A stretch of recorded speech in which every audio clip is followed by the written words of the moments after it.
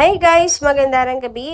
Welcome back po dito sa Gandara SRU channel for Showbiz Update. Andito na naman nga po akong muli nagbabalik. Ang nagmamaganda ninyo kachismosang Kimpaw. Wala na pong iba ang lukaret na si Gandara SRU upang magatid sa inyo ng latest update and fresh happenings patungkol kina Kim Chiu and Paolo Avellino.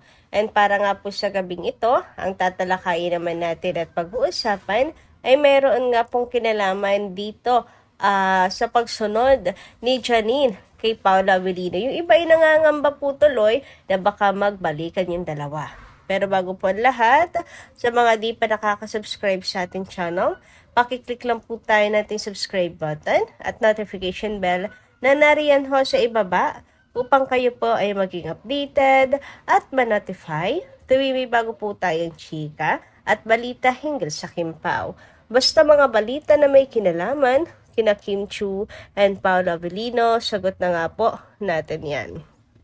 And nais rin po pala natin magbasa ng ilang mga komento mula sa atin po mga ka-KP na taga-subaybay upang bigyan ng tinig ang kanilang reaksyon at saloobin bilang mga fans nila Kim and Paolo at para magpasalamat na rin sa walang sawang pagtutok sa atin pong daily updates. Ang first commenter natin para sa gabing ito ay si Ma'am Edna Rubio. So shoutout po Ma'am Edna at magandang gabi. Sabi niya, sana matapos nyo, Kimpaw Project. Pau, umalis na kayo dyan, Star Magic, dahil gulo dyan. Maski nga ata ano gawin niya dyan, ubod sa hindi nakairit ang mukha. Hindi tantanan na si Pau. Medyo magulo yung typings niya guys. So, naunawaan niyo ba? Ingat ka Pau sa babae, may lason na personality, huwag mong bibitawan. Bitawan chinita mo. Tama ang babae. Nasa tamang babae ka na. Ngayon, huwag kang palinlang sa mga babaeng walang kwenta at malanti. Hindi kontento sa isa. Huwag mong payagain, maranasan mo dati, pinagdaanan mo. Alam mo naman kung ano ang pinanggalingan nila.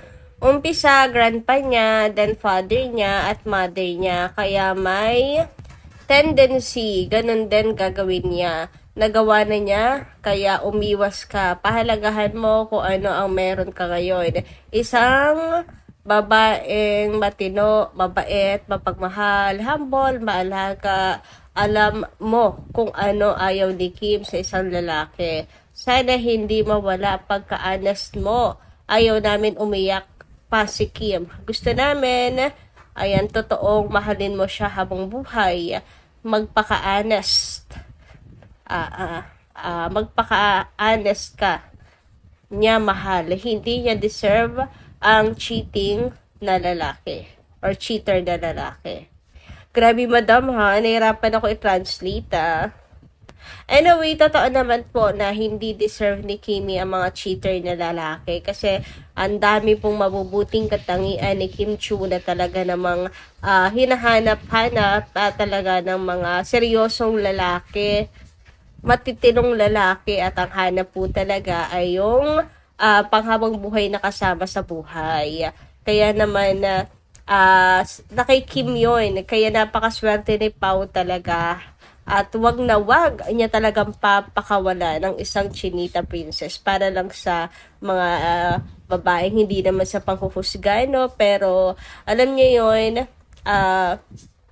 hindi naman lahat matino. So baka magkamali po siya. At sayangin niya ang isang chinita princess na hinahangad po ng maraming kalalakihan. Anyway, dumako naman tayo sa comment ni Ma'am Norma Daya. Gandara, good PM. Yes, just like me, never na nagustuhan ko yung mga naging ex ni Kimi.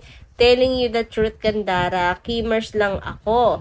But I dislike these two ex-BF niya. Only Paolo whom I admire as his tandem, though as many issues are being heard about him, I just keep silent kasi kung sino mahal ni Kimi ay mahal na rin namin siya.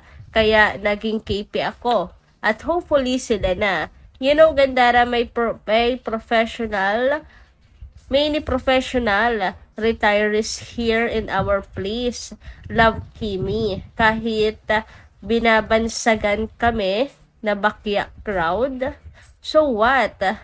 If we admired our own Chinese Filipino actors and actress, don't be plastic. You pretend to be elitist, but you are not considered as one of those who those cause elitist people came from most prominent family and not from an artist like what bashers are trying to spread to their idol. Basta kami, no matter what, I love KP. Even some are pretending that they don't belong to a bakya crowd. Who are they? By the way, these people who are trying to evolve the issue that KP, most of their fans are illiterate and belong to the bakya crowd. Haha. Nobody is born with a golden spoon upon birth unless these people born with a golden spoon really have the means to show through their roots or attained their wealth through initiative and labor made by them. Kaya natatawa ako sa fans na minamaliit ang KP. In the eyes of the God, pare-parehas tayo ng patutunguhan. Kung wala kang kasalanan sa heaven, but kung marami kang kasalanan sa hell.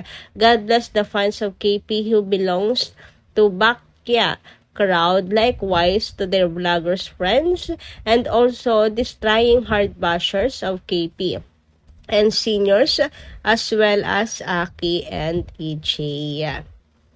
Thank you so much sa pagkokomento, Miss Norma Dayag. At wala, ganyan talaga po sila. Hindi na po talaga titigil sila. Nahahanapan po tayo ng putas, lalaitin. Illiterate ka daw ang Kim Pao fans without knowing na mga KP fans po karamihan ay mga nakapagtapos, mga nasa abroad, mga professional. Anyway, sabi naman ni Ma'am Edita Dungog, shout out, Ma'am Gandara. Dapat talagang tawagin silang king and queen as ng Kim Pao. Kami mga senior, alipay, kayo ming mga seniors. God bless.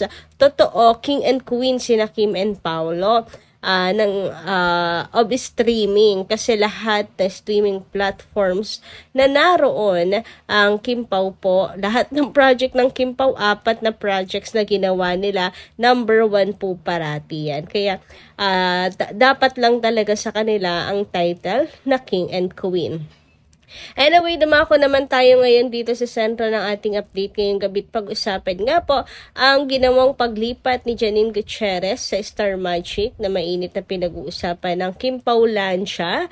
Yes, sapagkat ang mga Kim Pao fans ay hindi nagustuhan ang kanyang paglipat sa Star Magic sapagkat nung una, same po sila ng management di umano ni Paolo. Pero nung umalis si Paolo, lumipat sa Star Magic, eto po siya at may pagsunod daw kay Paolo Avellino. Hindi daw kaya ang kanyang paglipat sa Star Magic ay para sundan si Paolo. Kung nasaan si Paolo ay doon din siya. Nangangamba tuloy ang ilan, mga ka-KP, na baka raw magkabalikan ng dalawa or magbalik-tambalan ng dalawa since parehas na silang nasa Star Magic. Lalo pat hindi naman daw sigurado ang contract ni Paolo kung tanging si Kim lang ang kanyang makakapareha sa contract na yon. Napagkat nagkaroon nga daw ng project si Pao with Dadin, so hindi posible na with other artists pa, lalo na kapwa niya Star Magic. Nasa Star Magic na ngayon si Janine. So, sino pa ang makakahadlang na na maging partner yung dalawa? So, yung sabi na tanging si Kim lang ang kanyang makakapartner sa kontrata na nakalagay, her say lang naman daw po yun at hindi pa napapatunayan sapagat wala naman daw po nakakita ng contract na pinirmahan ni Paolo at napaka-private din ng contract signing ni Paolo sa Star Magic. Yung iba napapaisip ano ang main reason ng paglipat ni Janine sa Star Magic. Nawa naman raw ay walang kinalaman kay Paolo Avellino. And mukhang masyadong nagiging maliit na daw nga ang mundo para kay Paolo at Janine ngayon sapagkat nung sa Prime event mahalos magkasama rin po sila. Nakapagitna lamang po itong si Sofia Andres. Nako, ay kung hindi po nakapagitna si Sofia, magkatabi yung dalawa. Pero syempre, ang tanging magagawa po natin mga Kimpaw fans ay ang magtiwala po kay Paolo Avellino. At dyan din naman matitest si Paolo kung loyal po siya kay Kim.